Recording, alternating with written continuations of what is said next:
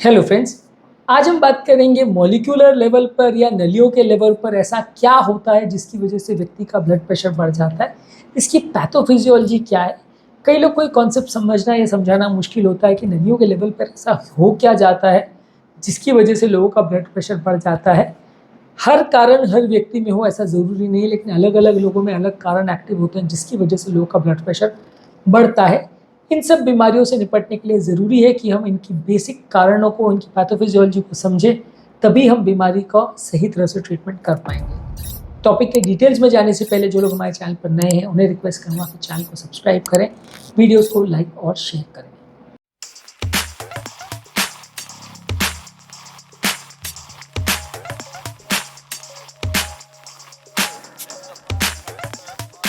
Usually नलियों में उम्र के साथ रेजिस्टेंस डेवलप हो जाता है, वो सख्त हो जाती है। नॉर्मली हार्ट से पूरे शरीर में नलियाँ जाती हैं।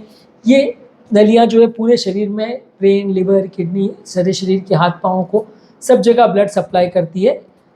कुछ समय के बाद, कुछ टाइम के बाद ये नलियाँ धीरे धीरे करके सख्त या हार्ड होते चली जाती है, जो कि अलग अलग कारणों से हो सकता है। किसी के व्यक्ति में एज की वजह से हो सकता है, लाइफस्टाइल की वजह से हो सकता है, जेनेटिक फैक्टर्स की वजह से हो सकता है, जिसकी वजह से नलियाँ उम्र के साथ हार्ड होती चली जाती हैं।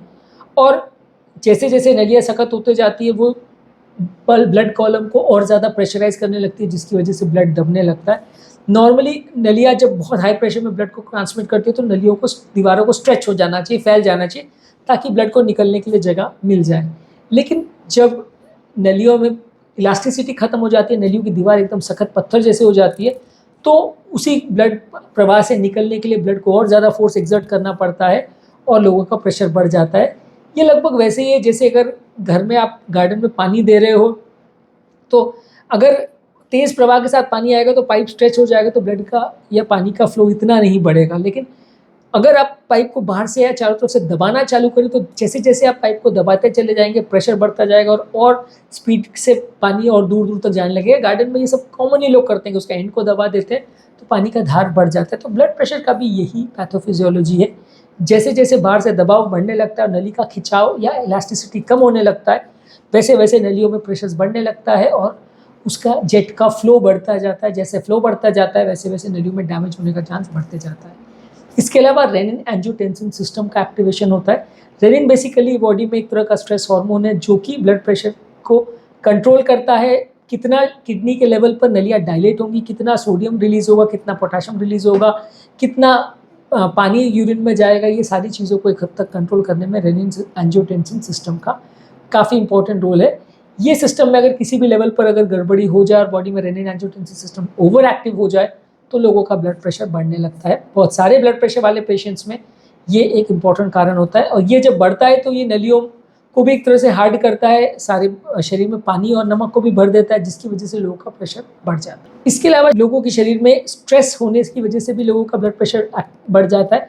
सिंपैथेटिक नर्वस सिस्टम बेसिकली इनको कंट्रोल करता है, यानी बॉडी में एड्रेनलिन और एड्रेनलिन अगर ज़्यादा होता है तो लोगों का ब्लड प्रेशर बढ़ जाता है। जितना ज़्यादा ये लेवल्स पे होगा, जितने ज़्यादा बार ये रिलीज होगा बॉडी में, उतना आपका ब्लड प्रेशर बढ़ जाएगा। यानी जो लोग का वजन ज़्यादा है, जो लोग स्ट्रेस ज़्यादा लेते हैं, जिनको कुछ मेडिकल बीमारियाँ होती हैं, उसमें स्ट्रेस हार्मोन ज़्यादा बनते हैं, ये ब्लड प्रेशर को बढ़ाते हैं। इसके अलावा नलियों के अंदर एक इंटरनल लाइनिंग होती है, उसको एंडोथेलियम बोलते हैं। इसमें जो सेल्स होते हैं वो सिर्फ लेयर का काम नहीं करते, वो हार्मोन्स भी बनाते हैं, नलियों को डायलेट करने वाले हार्मोन्स बनाते हैं।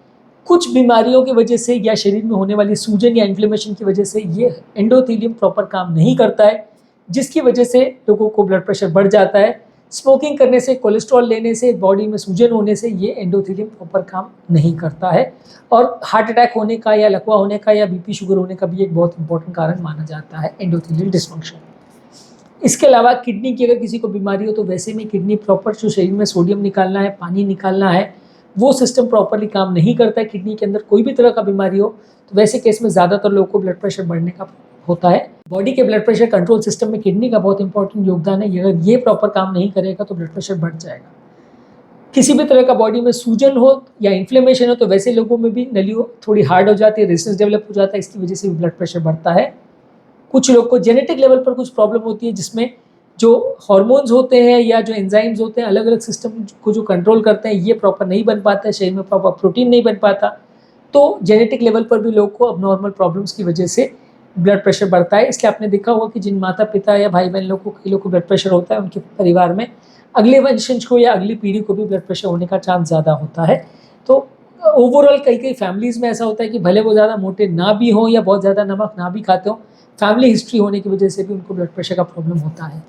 इसके अलावा कई लोग को वज़न होता है, ओबेसिटी का प्रॉब्लम होता है, तो वैसे लोगों की भी नलियों पर बहुत ज़्यादा तनाव या स्ट्रेस पड़ता है, तो ऐसे लोग को भी ब्लड प्रेशर का प्रॉब्लम हो जाता है।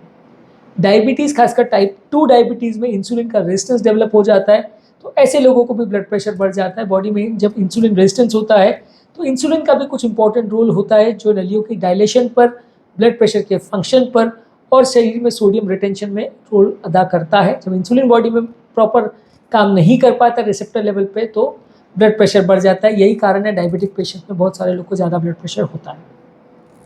इसके अलावा शरीर में अगर नमक का सेंसिटिविटी हो, या कुछ लोग के शरीर में सेम अमाउंट ऑफ नमक में उनके बॉडी बहुत ज़्यादा अगर रिस्पॉन्ड कर रही है, बहुत ज़्यादा ब्लड प्रेशर शूट अप हो रहा है, तो वैसे लोगों को भी ब्लड प्रेशर का प्रॉब्लम हो सकता है। इसके अलावा हार्मोनल इम्बैलेंस में लोगों को अगर हाइपरथायरॉयडिज्म हो, कुशिंग सिंड्रोम हो, एंडोस्टेरोनिज्म हो, तो वैसे लोगों को भी ब्लड प्रेशर का प्रॉब्लम हो सकता है।